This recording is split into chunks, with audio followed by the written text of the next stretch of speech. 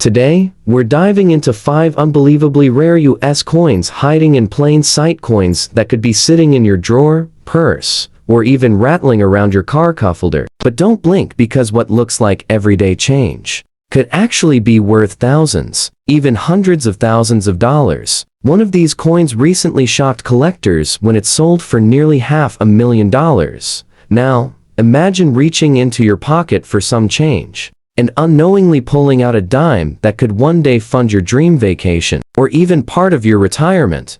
The year is 1983. Gas costs around $1.24 a gallon. Seat belts are just becoming mandatory in some states. And quietly, without fanfare, something strange happens at the Denver Mint.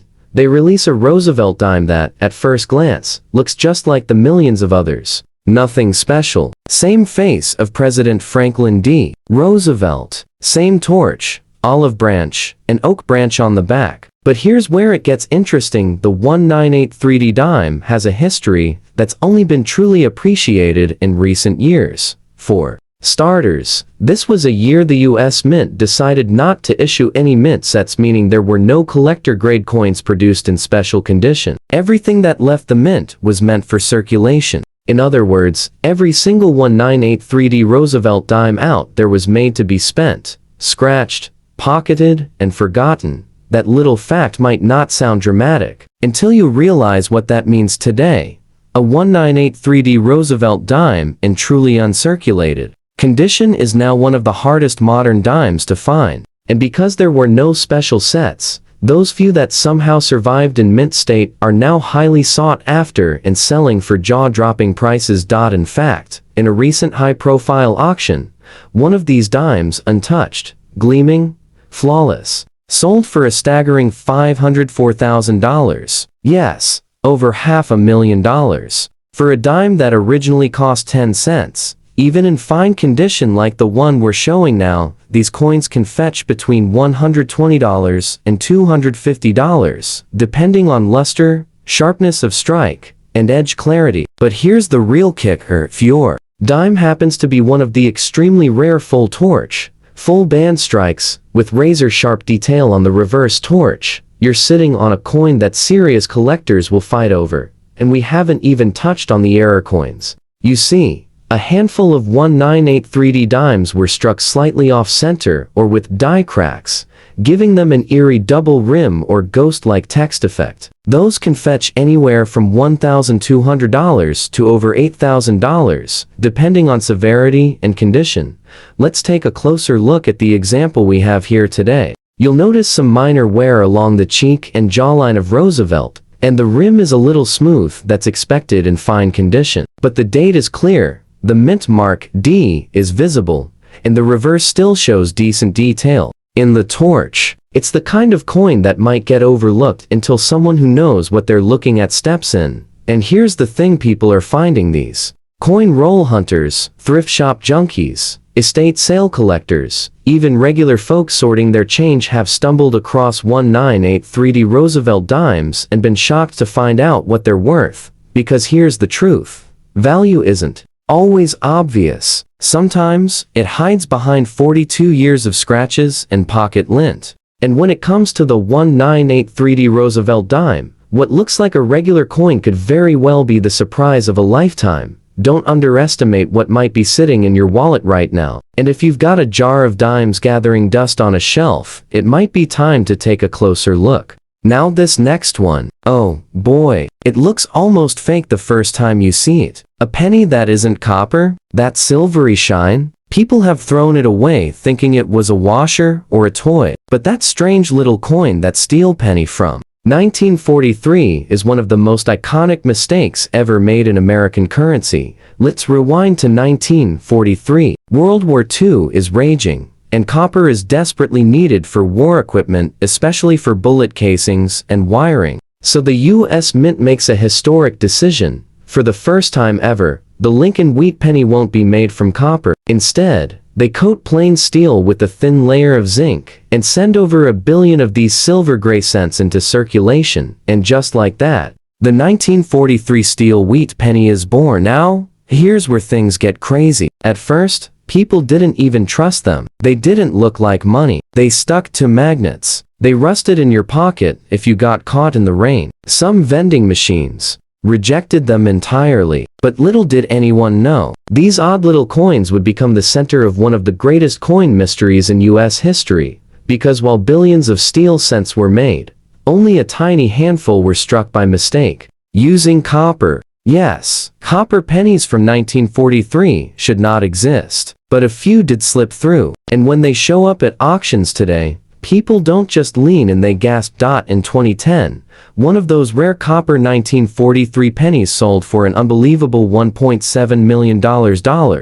That's not a typo. A 1-cent coin sold for $1,700,000. Now, let's come back to reality for a second. You're probably looking at a regular steel 1943 penny, maybe like the one we're showing now, in fine condition. There's some wear along Lincoln's jacket and beard, and maybe the wheat stalks on the reverse have softened with time, but the date is bold, the color still sharp, and the surface hasn't rusted through. Even in this condition, these coins aren't trash. In fine grade, they can easily sell for $30 to $75, and if they have full luster, sharp rims, and no rust, values can hit $200 or more. But remember that collector demand is sky high for well-struck examples, especially those with crisp detail in Lincoln's hair and visible definition in the wheat ears. A coin like that, if certified uncirculated, has fetched up to $10,000 or more at major US coin shows. And then come the errors. Ever heard of a 1943 steel penny struck on a silver dime? Planchet? That's right, some of these were accidentally pressed onto dime-sized blanks, resulting in coins that are slightly thinner, off-color, and worth a fortune. One such coin recently sold for over $38,000, and that was in just very fine condition. Now, at first glance, this coin might not look like a big deal. It's copper, it's got that familiar portrait of Abraham Lincoln on the front, and 2 wheat stalks on the back. But here's the kicker, this is the very last year the U.S. Mint ever produced the iconic wheat reverse design before switching to the Lincoln Memorial in 1959. That alone makes the 1958D special a true end-of-an-era coin. Minted in Denver, with the small but clear D mint mark just below the date, this penny is one of the most collected coins from the 1950s. In fine circulated condition, like the one we're looking at today, you'd expect a modest value somewhere around $2 to $5. Nothing to faint over, right? But hold on, it's not just the ordinary ones that catch collectors' eyes. There's a jaw-dropping variety that makes this little coin skyrocket into a whole new world of value, and that's the 1958 double die obverse. We're talking about a legendary minting error, doubling of the date, and the words "In God We Trust" and "Liberty." These aren't subtle shifts. This doubling is sharp, bold, and unmistakable. Only a few of these ever escaped the Denver Mint, making them one of the most sought-after U.S. coin errors in the world. Let this sink in. A 1958D Lincoln Wheat Penny, with this error, in uncirculated condition, once sold for a staggering $336,000 at auction. That's right, a single penny that could buy you an entire house, or two. And here's where it gets crazy, many people are sitting on 1958D wheat pennies in their old jars, dresser, drawers, or inherited collections, and they don't even know what they've got. To identify a potential treasure like this, grab a magnifier and look at the date. If you notice clear, strong doubling, especially on the 9 or 5, or the motto above Lincoln's head, "Do not spend it," that small detail could be worth more than a luxury car. Collectors in today's market are going wild for rare Lincoln wheat cents, especially in high grades and with certified errors. Even without the doubling, a brilliant uncirculated 1958D penny can fetch $20 to $200, especially if it's red and flawless. Add in a full red designation and pristine strike, and you're looking at values into the thousands. And let's not forget, this coin is a part of every American story. It was minted during a time of great change in the U.S. post-war optimism, economic growth, and just before one of the most turbulent decades in American history. That emotional connection fuels demand like you wouldn't believe. Now, let's rewind the clock even further to the year 1951 and spotlight a penny with a little s that makes a big difference. We're talking about the 1951's Lincoln Wheat Penny minted in San Francisco, a mint known for smaller production numbers and high collector demand. Look just beneath the date and you'll see that small s mint mark, a tiny letter, but a big deal for coin hunters. In fine condition, this coin might seem humble, typically worth around $0.5 to $1.5 on today's market. But that's just the surface. Here's where it gets interesting. Many 1951's pennies were weakly struck, leading to soft details, especially in Lincoln's hair and the wheat ears on the reverse. But when you find a sharply struck, original, red specimen with full wheat lines, that's when collectors start to pay serious attention. A brilliant uncirculated red 1951's penny has been known to sell for $75 to over $200, depending on grade.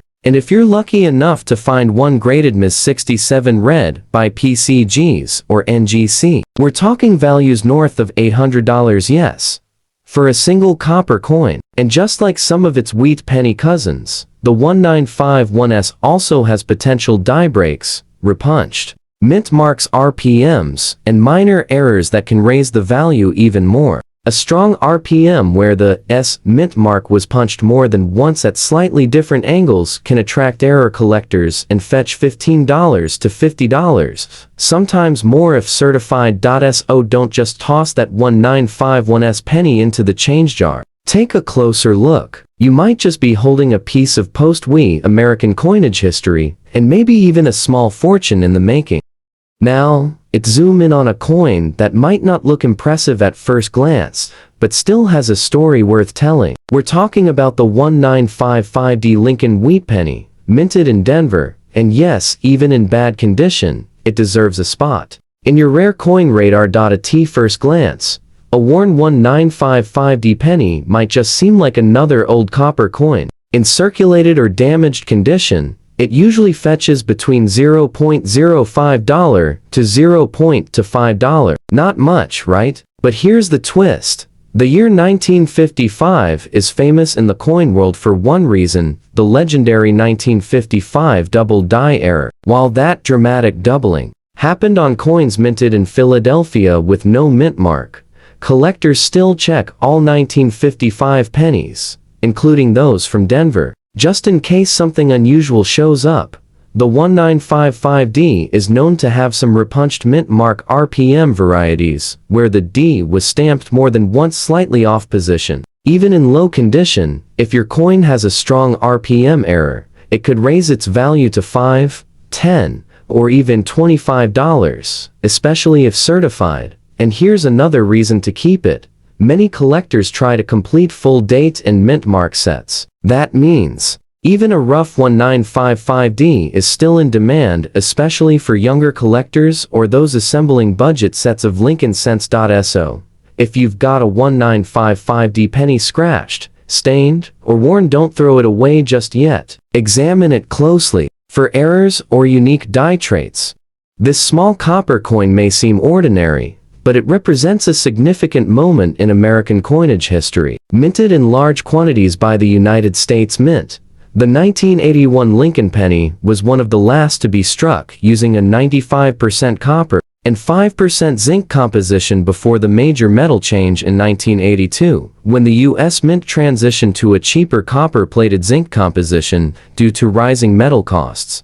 This detail makes the 1981 coin more desirable for collectors who value the heavier, more durable pre-1982 pennies. On the obverse side of the coin, you'll see the iconic right-facing profile of President Abraham Lincoln, the 16th President of the United States. The words, "In God We Trust," are inscribed above his head. Liberty is placed to the left, and the date, 1981, appears to the right. If the coin has no mint mark under the date, it was struck in Philadelphia. If it has a D, it was minted in Denver. There is also a rare proof version from San Francisco with an S mint mark, but the regular Philadelphia coin without a mint mark is what we are focusing on today. Designed by Victor David Brenner, the image of Lincoln first appeared on the penny in 1909, and it remains one of the longest-running coin designs in U.S. history. Even in fine condition, the details on Lincoln's face, hair, and coat are visible, although some wear and smoothing may appear from circulation. Turning the coin over, the reverse features the Lincoln Memorial, an image designed by Frank Gasparo. This design replaced the earlier wheat ears reverse in 1959, commemorating the 150th anniversary of Abraham Lincoln's birth. If you look closely, even in a circulated fine condition coin, you may still see the small image of the seated Lincoln statue within the memorial, a tiny detail that many people don't notice unless they look closely. Above the memorial are the words, United States of America, and below it is the denomination, 1 cent. The motto, Pluribus Unum, which means, out of many, one, is centered above the memorial columns. Now, let's talk about the value. In fine condition, the 1981 1-cent coin typically holds a value close to its face value 1 cent if you try to spend it. However, because it is composed mostly of copper and weighs around 3.11 grams, it has a melt value that's technically higher than its face value. As of today, the copper content alone can be worth about 2 to 3 cents. But remember, melting U.S. pennies is illegal, so this value is only theoretical for now. The coin's true collectible value depends on condition, rarity, and demand. A circulated 1981 penny in fine condition like the one in this video may not command a high price on its own, but it still holds value to collectors looking to complete a date and mint mark set. We're taking a closer look at the 1960 Jefferson nickel from the United States of America, a coin that continues to spark interest among collectors even decades after it first entered circulation. Though it may seem like an ordinary 5-cent coin, the 1960 Jefferson nickel carries both historical significance and collectible appeal, especially for those who understand what to look for in terms of condition, errors, and mint marks. The obverse side of the coin features a left-facing portrait of Thomas Jefferson, the third President of the United States and the principal author of the Declaration of Independence. This image was designed by Felix Schlag and has appeared on the nickel since 1938. Around the outer edge of the coin are the inscriptions, "In God We Trust," on the left, "Liberty," followed by the date, 1960, on the right. Even in fine condition, you can still observe the prominent details in Jefferson's face and hair, though there may be some wear around his cheek and jawline, as well as smoothing in the hair and collar areas due to circulation. Turning the coin over to the reverse side, we see a depiction of Jefferson's Virginia home, Monticello, also designed by Felix Schlag. The word Monticello is inscribed directly below the image. Above the building are the words, E Pluribus Unum, and along the bottom edge of the coin are the words, United States of America, and the denomination, 5 cents. In fine condition, the architectural details of Monticello may appear slightly worn but still recognizable, with the dome and steps usually being the first parts to show signs of wear. Now, let's talk about the mint marks and where these coins were made. In 1960, Jefferson nickels were struck at both the Philadelphia and Denver mints. The Philadelphia coins carry no mint mark, while the Denver mint coins have a small D mint mark located on the reverse side of the coin, to the right of Monticello. This small detail can make a difference when determining the coin's rarity and collector value. Coins from both mints were produced in large numbers, but those in higher grades or with errors are much more valuable today. In terms of composition, the 1960 Jefferson nickel is made of 75% copper and 25% nickel. It has a diameter of 21.2 millimeters and weighs 5 grams. This composition remains standard for nickels before, during, and after this era. Though not made of silver, the coin still holds appeal for collectors because of its durability, historical portrait, and potential for hidden errors. Speaking of errors, 1960 nickels are known to have a few interesting varieties. Some of the most valuable examples include double die obverse or reverse coins, where the lettering or Monticello design appears double. Another sought-after variety is the repunched mint mark, known as RPM, where the D mint mark was punched more. than once during minting, leading to visible doubling. If you happen to find one of these error coins in your collection or pocket change, it could be worth several dollars depending on the grade and severity of the error. Always examine your coin under magnification and check against known varieties listed by PCGs or NGC. The Washington quarter was first introduced in 1932 to commemorate the 200th birthday of George Washington, the first president of the United States. The design on the front, or obverse, of the coin was created by sculptor John Flanagan and has been used on circulating quarters from 1932 all the way through 1998, before the state quarters program began in 1999. Looking closely at the obverse side of the 1988 quarter, we see a left-facing portrait of George Washington. Around his image, the word "Liberty" appears above his head. The phrase, "In God We Trust," is placed to the left, and the date, 1988, is shown below. In fine condition, the portrait may show some light to moderate wear, especially on Washington's hair, cheek, and jawline, but the main features remain clear and defined. If you see a small letter D or P just to the right of Washington's ponytail, that indicates the mint where the coin was struck. A D means the Denver Mint, and a P stands for Philadelphia. These were the two primary mints producing quarters for circulation in 1988. San Francisco also made proof versions with an S mint mark, but those were not intended for general circulation. Flipping the coin over, the reverse side features a heraldic eagle with wings spread wide,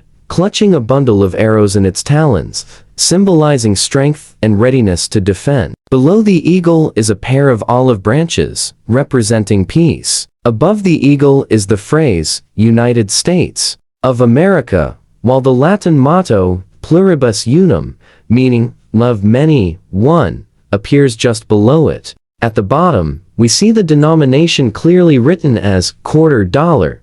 In fine condition, the feather details on the eagle and the edges of the olive branches may show some softening from circulation, but the overall design is still intact and readable.